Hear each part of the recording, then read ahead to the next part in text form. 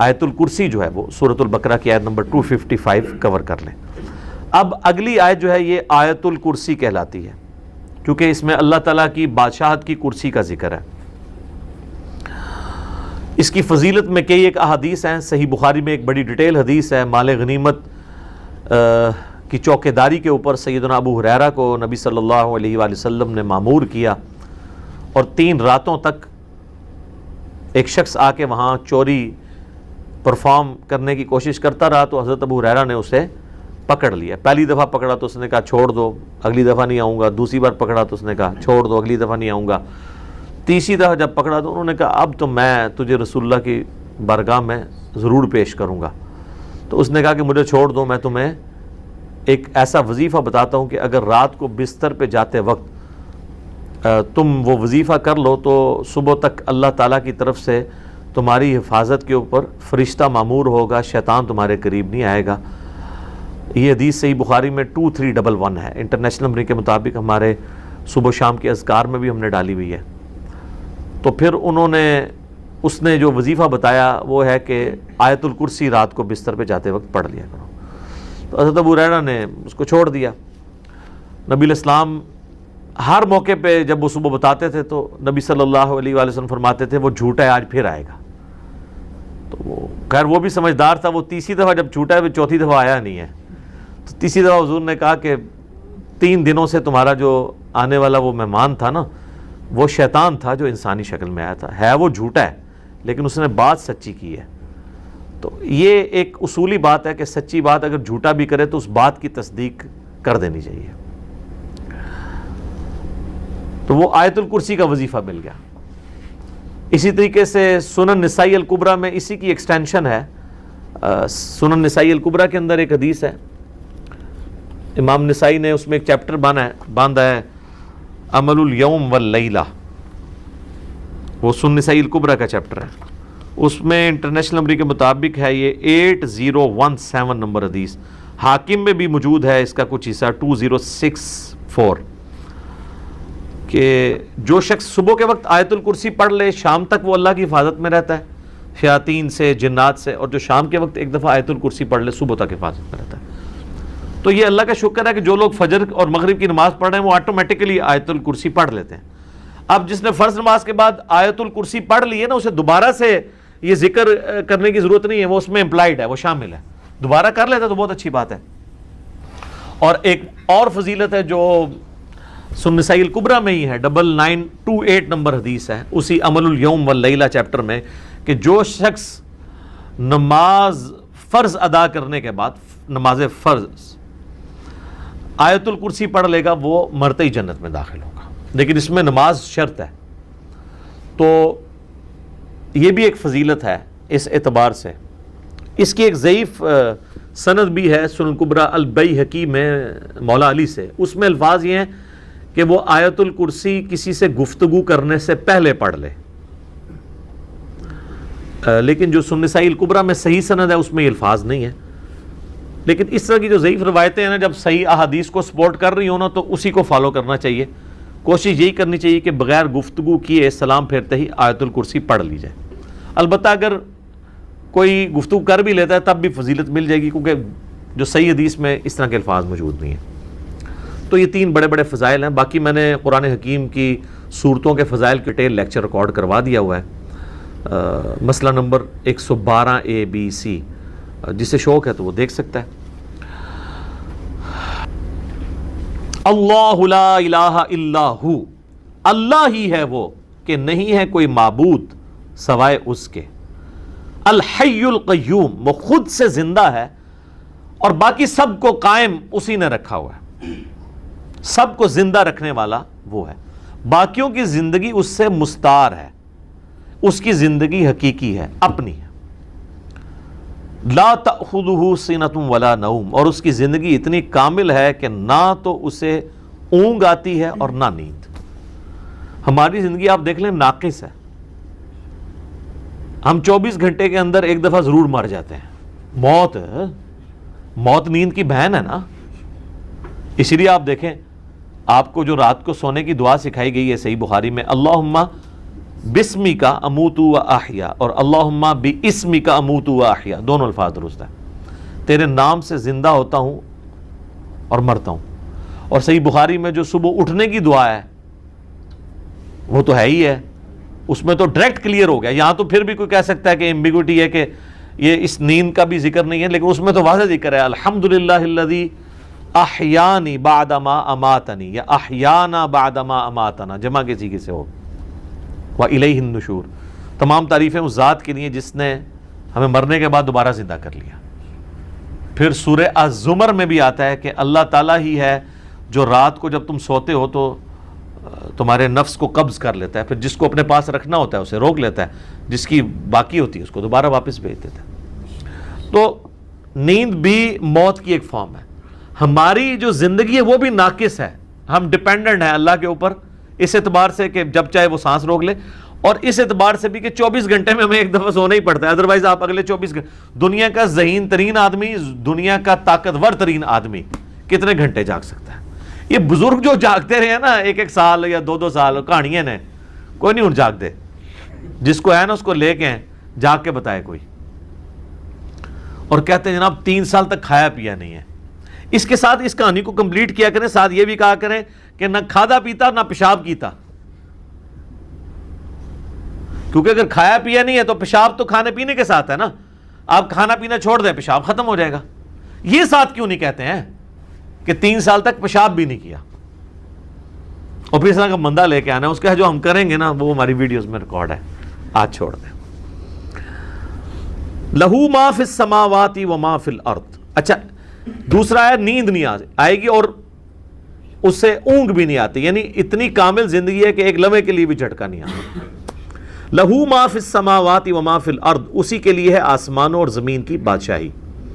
اچھا آسمان ہمیشہ جمع کے سیغے کے ساتھ آتے ہیں, زمین سنگولر کے سیغے کے ساتھ, سوائے ایک پارہ نمبر 28 کے اندر کہ اللہ نے 7 آسمان پیدا کیے اور اس کے مثل زمینیں بھی.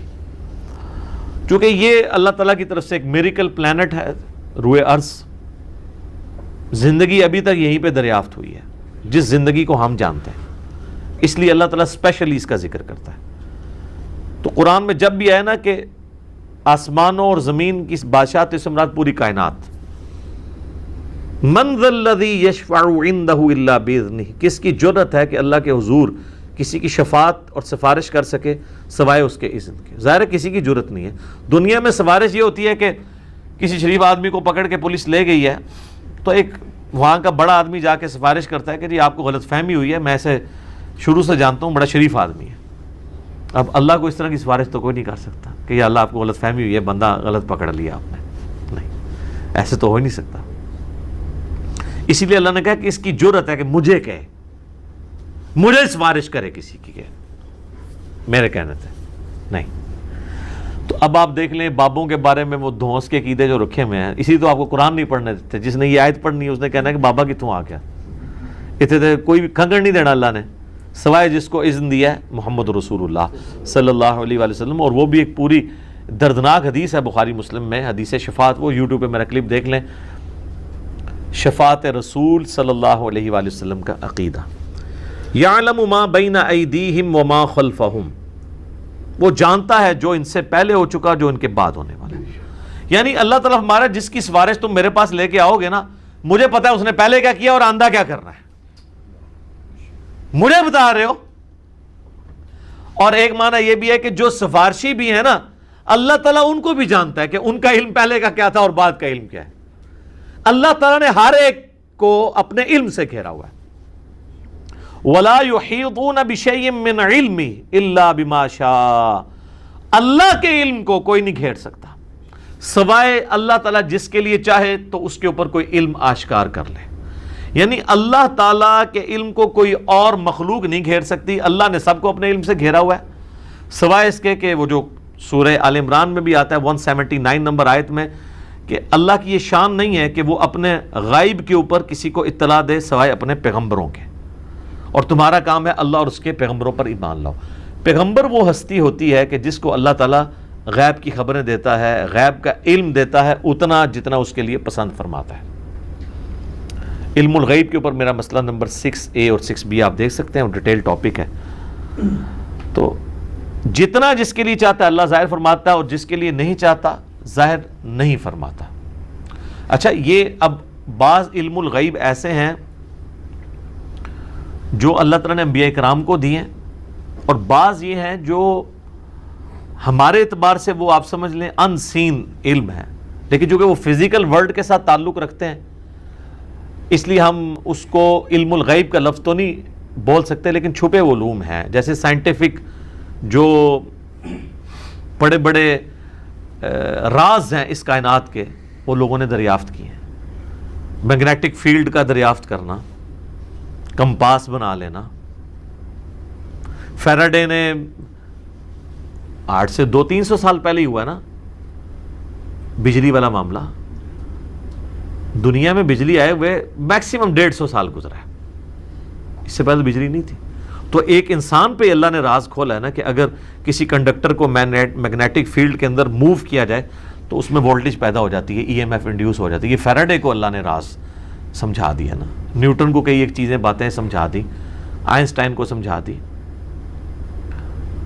تیل زمین سے نکل آیا، گھڑی بنا لی، اتنی ساری چیزیں ہیں، جہاز بنا لیے، جیٹ انجن بنا لیے۔ تو یہ اس کائنات کے راز اللہ تعالیٰ لوگوں پہ کھولتا ہے۔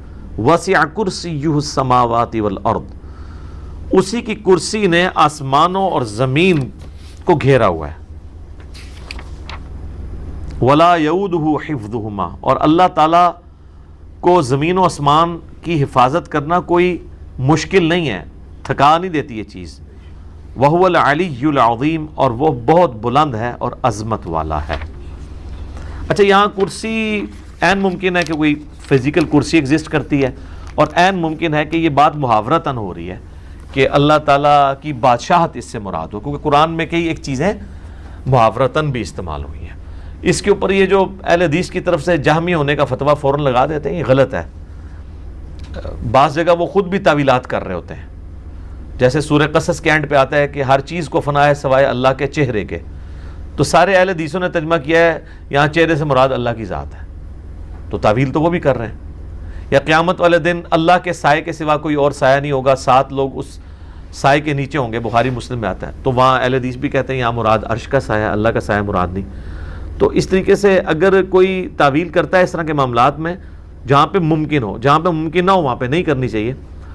مولانا مودودی تو دونوں طرف گئے ہیں کہ عین ممکن ہے کرسی ہو، اور عین ممکن ہے کہ اس سے مراد ایک محاورتاً بات ہو کہ اللہ کی بادشاہی نے گھیر رکھا ہے ہر چیز کو، اور اس کی یعنی صرف اللہ تعالیٰ نے یہ بنا کے مخلوق چھوڑ نہیں دی، بلکہ اس کی حفاظت بھی اپنے ذمہ لی ہوئی ہے۔ اور وہ ایسی حفاظت نہیں ہے کہ کوئی اللہ تعالیٰ کو مصروف ہو گیا کہ اتنی مخلوقات پیدا کر کے اب کیا کرے گا، وہ ایسا نہیں ہے، بلکہ وہ اللہ تعالیٰ نے پہ کوئی گرا نہیں ہے اس کی۔ وہ تو سورۃ الانعام میں ہے کہ زمین کی گہرائیوں میں کوئی دانہ نہیں پھوٹتا، نہ زمین کے اوپر نہ سمندروں میں کوئی پتا بھی گرتا ہے مگر اس کے علم سے، اور اتنا کامل علم ہے کہ اللہ نے یہ سب کچھ ہونے سے پہلے ہی لوح محفوظ میں لکھ لیا ہے۔ تو ایک ڈیٹیل طلب ٹاپک ہے۔ وَهُوَ الْعَلِيُّ الْعَظِيمُ، اور وہ بلند ہے اور عظمت والا ہے۔ اب یہاں پہ ایک اللہ کا نام بھی آ گیا علی، علی یون، تو مخلوق میں کسی کا نام ہو سکتا ہے، یہ ہے العلی، جب الف لام سے ہوگا تو دی علی خاص ہو جائے گا۔ رحمان تو کوئی بھی ہو سکتا ہے، الرحمن اللہ ہے، رؤوف کوئی بھی ہو سکتا ہے، نبی علیہ السلام کے لیے ہے بالمؤمنین رؤوف الرحیم، لیکن الرؤوف اور الرحیم اللہ ہے۔ صرف رؤوف اور رحیم سورہ التوبہ کی آخری آیات میں نبی علیہ السلام کے لیے بھی ہے۔ تو یہاں پہ بھی علی سے مراد بلند، عظمت والا، یعنی اللہ تعالیٰ اپنے عرش پہ مستوی ہے جیسا کہ اس کی شان کے لائق ہے، اور اپنی شان کے اعتبار سے بھی بلند ہے۔ تو اب یہ آیت الکرسی پہ تو گھنٹوں بولا جا سکتا تھا، میں نے اتنا حصہ کور کیا جتنا ایک عام بندے کی ضرورت ہے، کیونکہ آپ سمجھیں کہ قرآن حکیم میں جتنی بھی آیات اللہ تعالیٰ کی اسماء و صفات کے اعتبار سے یا اس کی قدرتوں اور شانوں کے اعتبار سے آئیں گی، آلموسٹ ان کی جڑ جو ہے وہ آیت الکرسی کے اندر موجود ہے۔ تو یہ اس پہ تو گھنٹوں بولا جا سکتا ہے، لیکن جتنی میں نے اجمالاً اس کی تفسیر بیان کر دی ہے، اس تفسیر کلاس کے اندر اتنی کافی ہے۔ باقی تو جیسے جیسے اللہ تعالیٰ کی شانوں کا ذکر بیچ میں آتا چلا جائے گا، وہ انشاءاللہ تعالیٰ ہم اس کو کور کرتے جائیں گے۔ اللہ تعالیٰ سے دعا ہے جو حق بات میں نے کہی اللہ تعالیٰ ہمارے دلوں میں راسخ فرما دے. اگر جذبات میں میرے منہ سے کوئی غلط بات نکل گئی تو اللہ تعالیٰ ہمارے دلوں سے اسے محو کر دے, دور کر دے, ہمیں معاف بھی فرما دے, ہمیں کتاب و سنت کی تعلیمات پر عمل کر کے دوسرے بھائیوں تک پہنچانے کی توفیق عطا فرمائے.